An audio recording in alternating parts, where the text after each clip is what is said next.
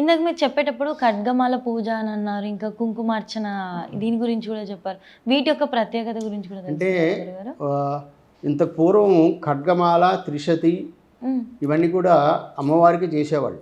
హ్మ్. అంటే అప్పుడు భక్తులు ఉండంగా చేసేవాళ్ళు కాదు. హుహు. కేవలం అమ్మవారి వరకు మాత్రమే చేసేవాళ్ళు. హ్మ్. 2008 నుంచి ఈ ఖడ్గమాల పూజ భక్తులకు కూడా అందుబాటులో ఉండాలని చెప్పి హ్మ్. ఈ తెల్లవారుజామున అంటే బ్రాహ్మీ ముహూర్త కాలంలో హ్మ్. ఉదయం తెల్లవారుజామున 3:50 నుంచి హ్మ్. 5:40 దాకా ఈ దేవి ఖడ్గమాల పూజ జరుగుతుంది. ఓకే. ఓకే. ఈ ఖడ్గమాల చేయడం అంటే పూర్వం మహారాజులు వాళ్ళు హ్మ్. యుద్ధానికి వెళ్ళే ముందు ఈ ఖడ్గమాల చేసేవాళ్ళు. హుహు. అంటే ఖడ్గమాల అంటే కొన్ని అవయోగాల కోసం, అలాగే వాళ్ళు విజయం సాధించడం కోసమని ఈ ఖడ్గమాల పూజ చేసేవాళ్ళు. హుహు.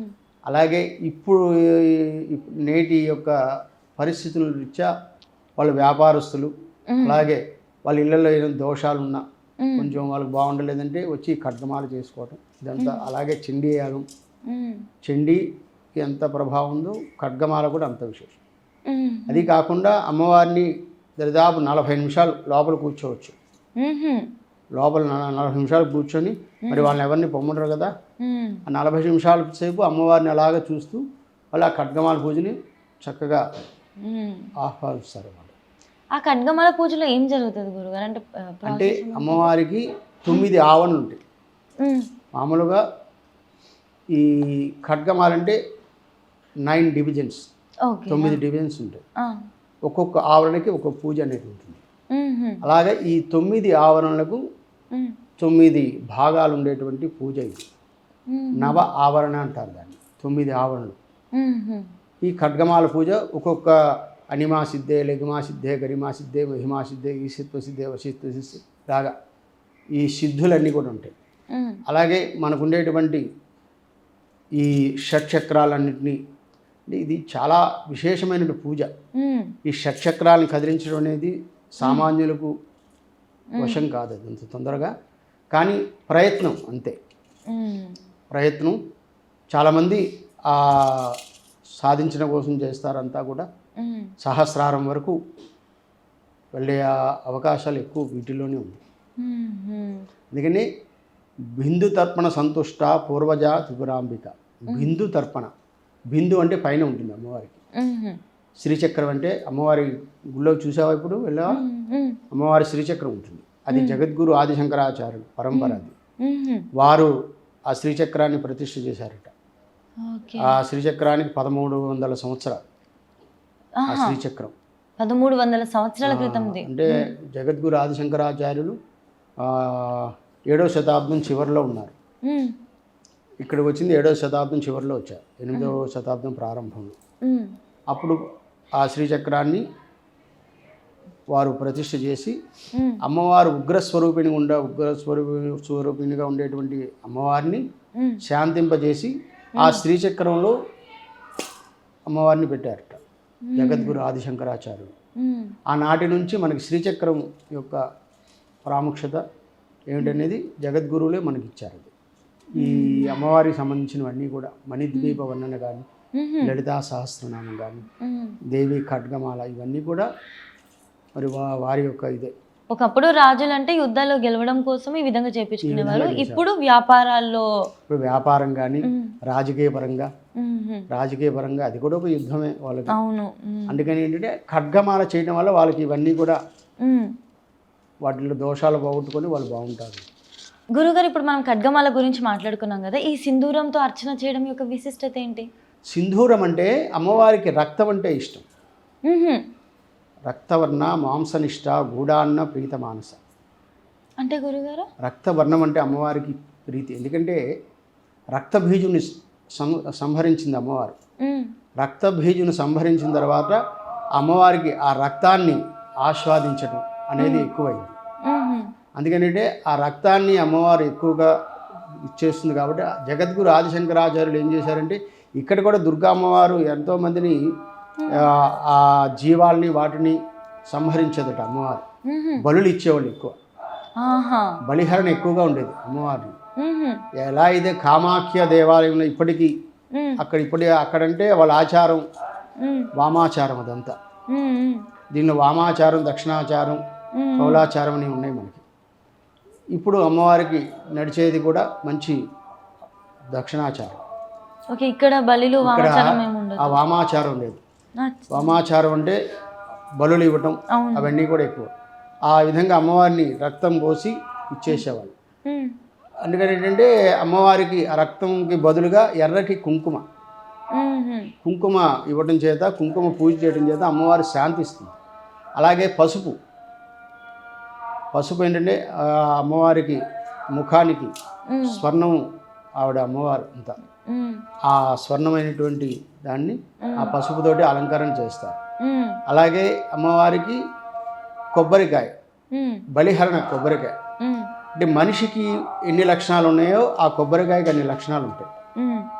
ఆ పైన ఉండేటువంటి మనకుండే శరీరం లాగే దానికి కొబ్బరికాయ టెంక, ఆ జుట్టు ఏంటి, ఆ కళ్ళు, లోపల ఉండేటువంటి కొబ్బరి నీళ్ళే రక్తం.